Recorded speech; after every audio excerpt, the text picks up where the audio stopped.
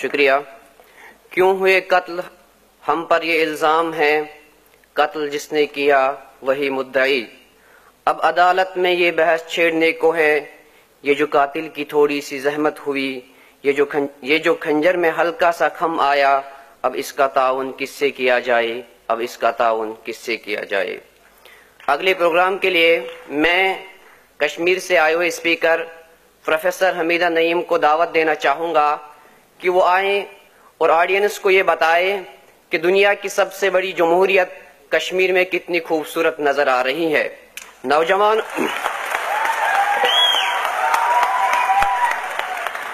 نوجوانوں کے ہاتھ میں قلم کے بدلے گن، آنکھوں میں پیلٹ، اسکول اور کالج پہ تالے، طلبہ یونین پر بین، الیکشن میں دھاندلی اور تاریخ ساز وعدوں کی پامالی کیا واقعی کشمیر کی کہانی ہے؟ جناب محترمہ حمیدہ نعیم صاحبہ.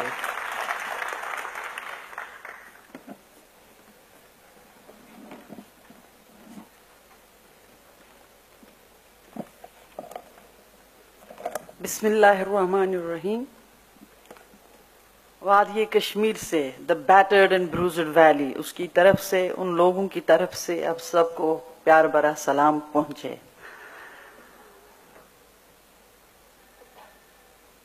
میں جو کہنا چاہتی ہوں، I will caption it, epigraph it with certain verses. اور وہ verses ہوں گے which will actually suggest things which I am not able to say. ابھی آپ سے جو بھی ابھی تک باتیں ہوئی، اس سے پتا چلا کہ once I look at it, these are still singular cases. لیکن کشمیر کے چپے چپے میں یہی ہو رہا ہے، ہر گلی کوچے میں یہی ہو رہا ہے. اور آج یہ جو پرسیکیوشن، PSAs جو بہت سارے لگائے گئے بچوں پر، یہ اس سے بہت زیادہ تنگ آ کر اب وہ گن اٹھا رہے ہیں. There is a will to die. If there is a will to kill in Indian forces, in Kashmiris, there is a will to die. This death they prefer. This death they prefer over this humiliating existence where we have been reduced to nothing.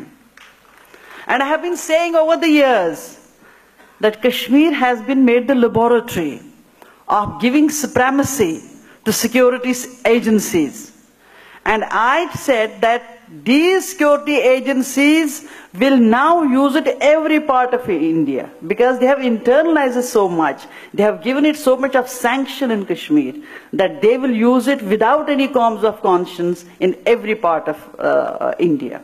So I said I will use first, I'll just recite some verses which is nothing but an epigraph of what I am going to say.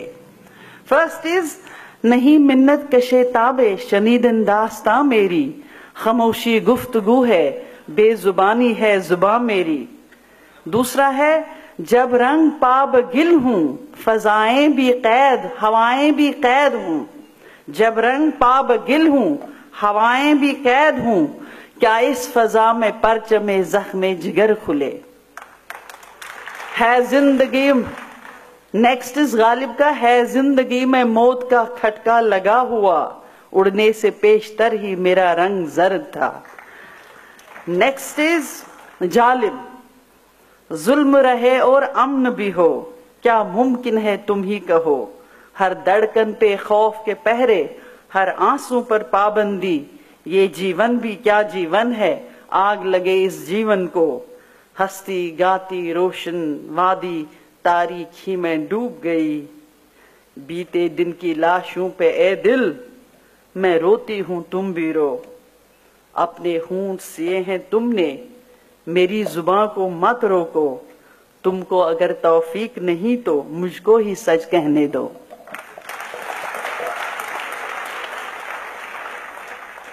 So the story of democracy begins in 47 in Kashmir. The relation of India with Kashmir is born in sin, and its end cannot be nothing but the end of that sinful relationship. And in 1990,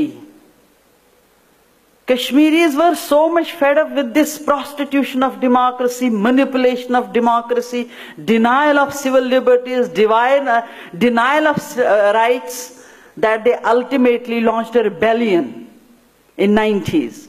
And this rebellion was not merely for the restoration of democracy, it was also a rebellion to cut an end to this sinful relationship with India. But what has been the Indian response to it? In the demand for the right to self-determination, every other right has been taken away from us. In response to one right to self-determination, which has not come all of a sudden, which had been guaranteed and agreed upon and legitimized even by UN body, internationally accepted, legitimized. But for the demand of that right, every other right has been taken to us. And what has been the standard response of India? Militarization of the entire area, militarization of the entire society. Ordinarily, militarization refers to the external behavior of a state. But in Kashmir, militarization is nothing but the replacement of a civil governance by a variant of military rule. Because when the simmering resentment formed itself into rebellion in 1990, Kashmir slipped into virtual military rule, marking its descent into a state of militarization from which it has yet to emerge. In fact, it has been fortified every now and then, and you must have seen that in this government, in the present regime, they have got more and more forces into Kashmir, that the number has gone beyond 700,000. Now what else has this done? The transformation of the military into an agent of domestic repression, arbitrary killings, arbitrary detention, extrajudicial killings, torture, rape, and sexual abuse constitutes part of this process of militarization. Besides arbitrarily grabbing your land and destroying your property every now and then in search of these boys who have picked up guns, and we have seen that so much destruction, especially for the last, first it was in 1992, but then it has stopped to some extent after 4 years, because in last year only 800 coordinate destroy operations took place in the area of South Kashmir. And second, in a context which is characterized by the elimination of distinction between war and human rights abuse, the army, military functions as an agent of the state, not bound by the rule of law or the rules of war or the Geneva Convention, but empowered to violate both with impunity, because you have already heard so much about impunity and you understand what I mean by that impunity. In short, the domestic variant of militarization refers to a pattern of violence which is based on complete disdain for any democratic principle. Now, Kashmir exemplifies an intersection between military use for external defense and military use for domestic repression that has transformed the Indian state into a source of great insecurity for Kashmiris and converted Indian military into an illegitimate agent of repression. Both in turn seriously undermine the democratic credentials of the state. Military processes are not separate from but embedded within Kashmiri society. All those who are from Kashmir or those who have visited Kashmir, that it has penetrated deeper and deeper in every locality, village and town of Kashmir. What has it led to? It has led to the dissolution of civil-military distinctions, destruction of civil society and gender transformations, and squeeze space for the natural life day-to-day life of citizens. The militarization is sought to be presented, which is more horrible. It is sought to be presented as a natural order. Because there is a document which was actually released in 2006, December, which is clearly telling army men that you will have to try to change the attitudes and will of the people. Initially it may be difficult, it may take from a couple of years to decades, but you continue doing it so that people themselves will become complicit in what is being done to them. And I'm reminded of Gramsci. He says, military control alone is not going to control people for a long time. What is important is that there is hegemony, and hegemony also carries consent with it. What he means by that, there is a penetration of the ideology of the society, state, within each and every institution, so that it becomes so pervasive that you cannot come out of it. It becomes part of your own life. And I can understand it, how this consent of people, I mean, whether they are not conscious that they are consent. You see, all these democratic institutions have been seeped with this state ideology in such a way that you cannot escape it, that people don't know what to believe, because most of the language which they use actually entails the state ideology.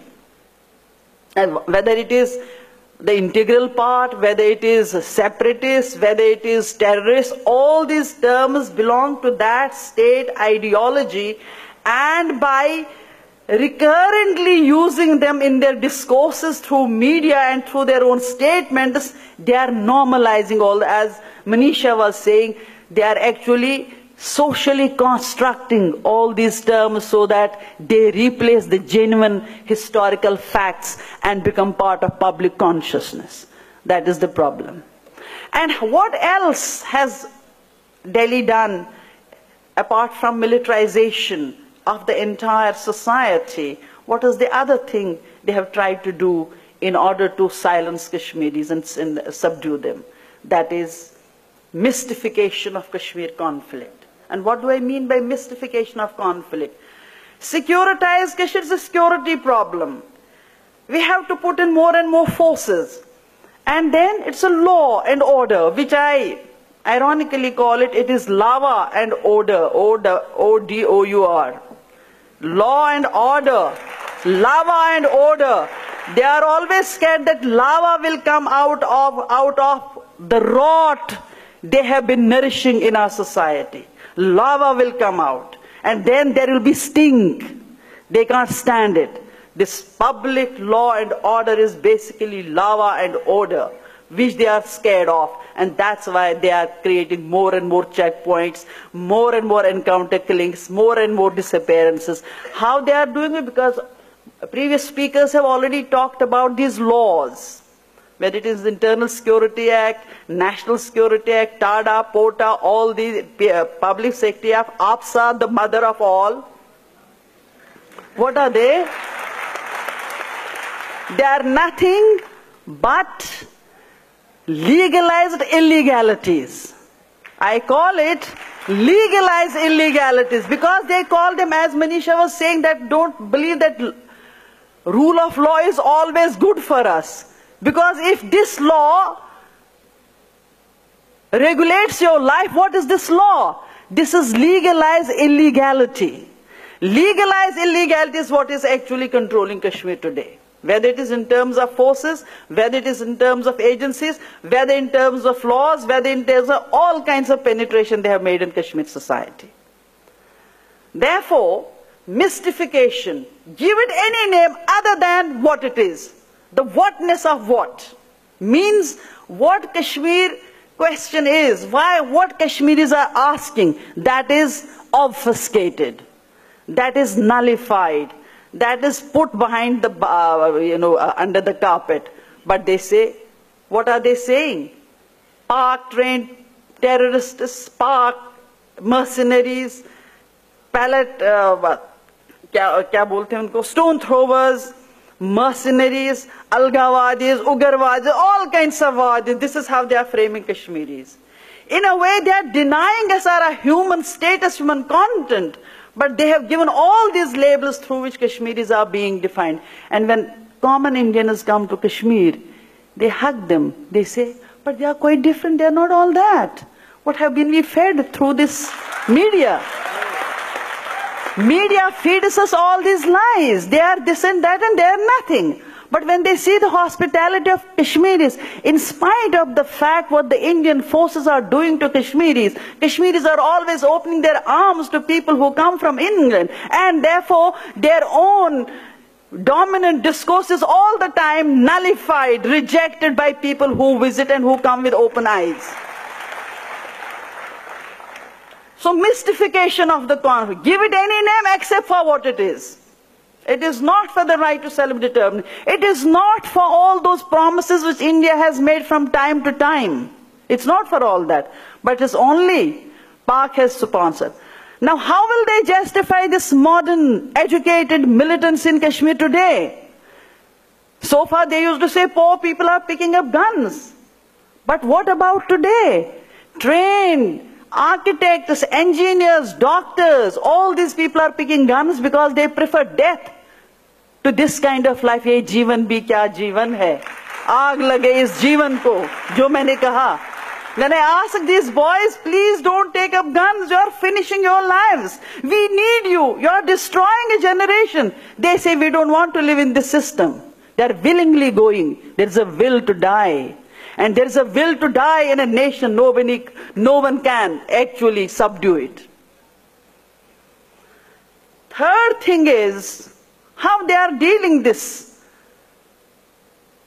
cry for democratic system by pluralization, multiplication of stakeholders. Now primarily there are only three parties to Kashmir dispute: India, Pakistan and the people of Kashmir, from both sides of the LOC. You understand? But over the years, Indian state has tried to fragmentize the entire state in terms of Dogras, Kashmiris, Pandits, Shias, Sunnis, Bakarwalas, all this. They have tried to overemphasize the social diversity. On the one hand, to fracture Kashmir's major narrative. Narrative for rights. It is not for any Islamic state. It is only for rights and the restoration of their sovereignty. And that is what they have been trying to mystify. For the last many years, they have actually tried to do a kind of ideological coup d'etat by transplanting a terminology from business, that is stakeholders. Stakeholder is in a business enterprise. And when there are so many stakeholders in a business enterprise, all of them are equal participants in that, or they have degrees of participation, but all are stakeholders. Now by transplanting this business terminology into political dispute of Kashmir, they have tried to make Kashmir as a business enterprise, in which there are multiple plethora of interested groups. And in this, they have actually made army as one of the major stakeholders. Now army is only an agent of the state. It is at the service of the state. It has not any independent existence of its own. But India, in this dominant discourse, has been calling army as a major stakeholder. Unless army wants a decision, we can't do anything. And then to make you laugh, Kashmir experts, NGOs, all those people have also been made stakeholders. And whenever there is a conference on Kashmir, all these people are brought, and then there is also one Kashmiri. He is also brought into this. Because there are so many stakeholders.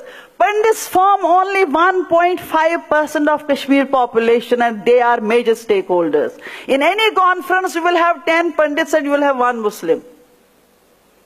This is how they are topsy-turvying the basic democratic principles. That's why I say one way of churning their democracy, their democratic faces, to create as many stakeholders as possible, so that Kashmir has to be fragmentized and divided into slices and pieces which are to be given to all these stakeholders. And that is why Panun Kashmir has already carved out part of Kashmir as a separate, and they are also trying to make, this government has a plan to make a separate road to Pahalgam and carve out that area totally as a, last time in 2008, they had already, government had allotted them land also, over which there was that agitation, and ultimately they had to rescind that order. But that is intact. They have already made this route, and that route will go directly to that area. They are in a way trying to carve out that area out of Kashmir. That's what I mean by saying multiplication of stakeholders, one way of showing the democratic face of India. Another is this fraudulent elections, and most of the Kashmiris who know what kind of elections are fought, how they are manipulated by IB, how they are dividing seats among these people, and how it is the government is actually made in Delhi, and that is actually imposed on Kashmir, because it is nothing but an extension of Delhi government. Extension in the sense they are puppets of Delhi government. They have no existence of their own. I have been calling it is the prostitution of democracy, to use that harsh word. And once you have this assembly is nothing more than an extended municipal corporation so far as the interests of Kashmiris are concerned. But it's a very potent force when Delhi has to get those laws passed which are disempowering Kashmiris. You should know that. It's not always an impotent assembly. It is very potent when they have to get certain laws passed through this assembly. But so far as Kashmir's empowerment is concerned, it is nothing more than an extended municipal corporation. I'm quickly going over things because their time is less. Yet another is, I told you, this linguistic imperialism. All those terms are used which are just the opposite of what the real thing is. That's why I say they tell Indian public Kashmir is an integral part, in spite of the fact we have never been given that right to exercise our right whether we want to be part of India or Pakistan or independent. Hence the question of separation does not arise. We are not separate, we have never been part of India. It has already been, and that may take me to Article 370. Because there is a public misperception about Article 370 which has been created by BJP over the years. And what is that public misperception? That Article 370 is a temporary and therefore could easily be removed. We know what successive governments in Delhi have done to Article 370 under the garb of presidential ordinances. They always, so far as 370 is concerned, that any law could be extended to Kashmir with the concurrence of Constituent Assembly. That Constituent Assembly has ceased to be. And on their own arbitrarily they said, now it is the government of the day. And the government of the day is already there made. And therefore whatever they ask them to do, they do. As I said, it's an extended arm, it's a puppet. It is a puppetry government, which is always taking dictates from Delhi. And therefore there is no genuine democracy anywhere. So what happens when Maharaja entered into this kind of reluctant relationship with India in 1947 October, reluctantly because he wanted to have a standstill agreement with both India and Pakistan. Pakistan agreed, India did not, till it manipulated an instrument of accession. When this king had already left Kashmir, he was in Bombay at that time under popular revolt, he had already left. But king enters into this relationship as a sovereign. He was not subservient at that time, he was not part of India. He was one of this, Kashmir was one of the princely states, one of the 4 princely states who were given a choice to accede to either of the domains on the basis of the majority religion of those states. Whereas in Hyderabad, king was Muslim and the subjects were Hindus. And king wanted to be part of Kashmir, but Indians say you can't, no, because of the logic of partition is that you can't. By the logic they have kept there. But once it comes to Kashmir, they entered into agreement with king, whereas 80% population was Muslim. Democracy it is born in sin. So they manipulated this. But even when they manipulated this, king is doing it as an independent sovereign. And once he enters into this relationship, this is on a basis that he is delegating some of the powers to Delhi. But everywhere BJP said, Kashmir has been given special status by India and that's why we want to take it away. What are you going to take? What special status? We have delegated some of the powers. We have delegated some of the powers, though reluctantly, which is also, I mean, that instrument accession is always interrogated by people. But even if we take it as a honest, true document, like Governor General at that time has said in case of dispute, it is to be referred back to people. And then you have your resolutions also. Therefore, India has not given any special status to Kashmir. In fact, Kashmiris have parted with some of the powers which they have given to Delhi at that time. And therefore, take it out of your mind that we have given Kashmiris a special status. And then the word temporary was kept along with this article that once the issue is resolved, it will go out of Indian constitution. That is why it was temporary. BJP is interpreting, I call it hermeneutic violence. Violence of interpretation, they are doing it. So they say it is a temporary and therefore we can remove it at any time. Temporary means the soon to be resolved dispute will end this Article 370. It is in that sense temporary. Because this was kept as a safeguard. When Indian Constitution was made, Nehru called Sheikh Abdullah that how shall we define our relationship with us? So Sheikh Abdullah at that time wrote the articles which we have given to you in instrument of accession, those should be reflected and nothing else. Because it is temporary, it is conditional. And it can remain there only till the dispute is resolved. So it is temporary in that sense. Because I wanted to tell it to the Indian public that India has not given us any special status which other states can also ask. In fact, they have taken powers from us, they have taken our sovereignty, and our whole struggle is for the restoration of that sovereignty which they have taken us. Yet another way they have tried to deal with this is marginalization of this resistance, marginalization of dissent. अरे mainstream Kashmir की है हमारे साथ. These are few ये misled people by Pakistan who are actually asking for something. These are few people. ये कुछ गुमराह लोग हैं जो ये सब बातें करते हैं. Over the years, for the last 20 years, I have been saying mainstream of Kashmir is resistance to this democracy and to this law. But media is also compromised. Media uses the terminology of the state. They are making current the terminology of the state because it has a cognitive value. It is replacing the real knowledge from your minds and replacing it with falsehood.